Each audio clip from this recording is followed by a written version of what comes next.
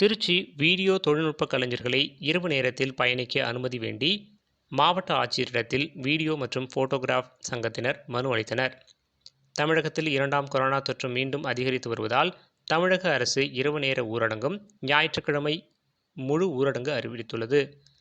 இந்நிலையில் திருச்சி மாவட்ட வீடியோ மற்றும் போட்டோ ஒளிப்பதிவாளர்கள் சங்கத்தினர் திருச்சி மாவட்ட ஆட்சியர் திவ்யதர்ஷினியிடம் தலைவர் நிக்சன் சகாயராஜ் தலைமையில் நிர்வாகிகள் ராஜாராம், ஜீவானந்தம், கென்னடி, ஜூல்ஃபி அகமது ஆகியோர் மனு அளித்தனர்.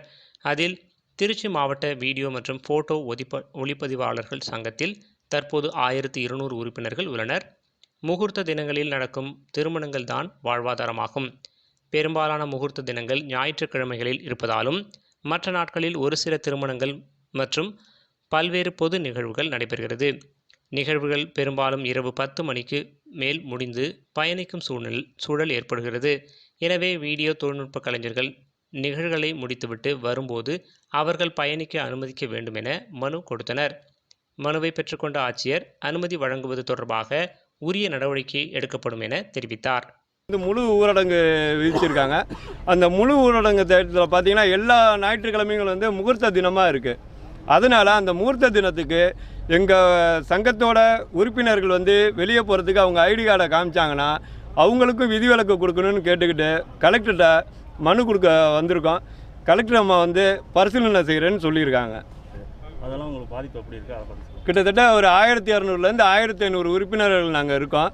இப்போ அதனால் பார்த்தீங்கன்னா இப்போ மிகப்பெரிய பாதிப்பு அடைஞ்சிருக்கோம். என்னான்னு கேட்டிங்கன்னா இப்போ 100 பேரை வச்சு தான் கல்யாணம் பண்ணணுன்றப்ப எங்களுக்கு அதில் எப்பயும் நாங்கள் ஒரு 20 ரோலு 30 ரோலு எடுத்துக்கிட்டு இருந்த காலகட்டம் போய் அந்த 100 பேர்த்த வச்சு எடுக்கிறோம்னா 5 ரோலு 6 ரோலு அந்த கண்டிஷனுக்கு வந்துடும். அதுலேயே எங்களுக்கு மிகப்பெரிய வாழ்வாதாரம் பாதிப்பு. இதில் நிறையா பேர் என்ன செஞ்சிடறாங்கன்னா ப்ரோக்ராமை கேன்சல் பண்ணுறாங்க. ஏன்னா ஒரு மிகப்பெரிய லெவலில் இருக்கிறவங்கலாம் பார்த்திங்கன்னா 100 பேர்த்த வச்சு ஃபங்க்ஷன் எடுக்க முடியாது. அவங்களாம் இப்போ அட்வான்ஸ் ஏற்கனவே கொடுத்து எங்களை புக் பண்ணவங்க என்ன செஞ்சுருக்காங்கன்னா அட்வான்ஸ் தொகையை திருப்பி கேட்குறாங்க. அதில் எங்கள் கிட்டத்தட்ட ஒரு 1000 பேர்த்துக்கு மேலே பாதிப்படைகிறோம். அதனால் எங்களுக்கு இந்த திருமண இதில் எங்களுக்கு விதிவிலக்கு கொடுக்கணும் அப்படின்றத அரசாங்கத்தை கேட்டுக்கிறோம்.